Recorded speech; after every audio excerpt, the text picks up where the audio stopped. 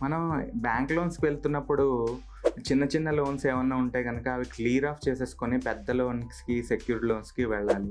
ఎప్పుడైనా మనకి అమౌంట్ సరిపోకుంటే గనక మనం సెక్యూర్డ్ లోన్ తీసుకుంటుంటాం. దాంతో పాటు ప్యారలల్‌గా క్రెడిట్ కార్డ్ లోన్ గానీ, పర్సనల్ లోన్ గానీ ఇలాంటివి ఏమన్నా తీసుకొని 2 కలిపి యుటిలైజ్ చేసుకుందాం అనుకుంటుంటాం.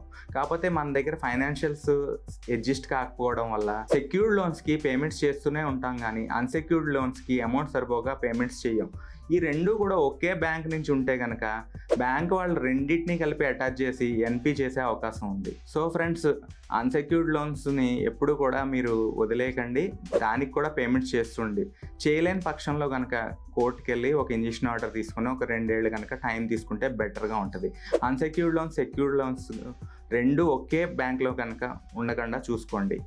వేరే వేరే బ్యాంక్‌లో ఉంటే గనక కొంచెం బెటర్ గానీ, ఒకే బ్యాంక్‌లో గనక ఉన్నట్టయితే బ్యాంక్ వాళ్ళు రెండిటిని కలిపి అటాచ్ చేసి మన ప్రాపర్టీని ఎన్‌పీ చేసి తర్వాత ఆక్షన్ వరకు తీసుకెళ్లే అవకాశాలున్నాయి. సో ఫ్రెండ్స్, మరిన్ని వివరాల కోసం కామెంట్ చేయండి.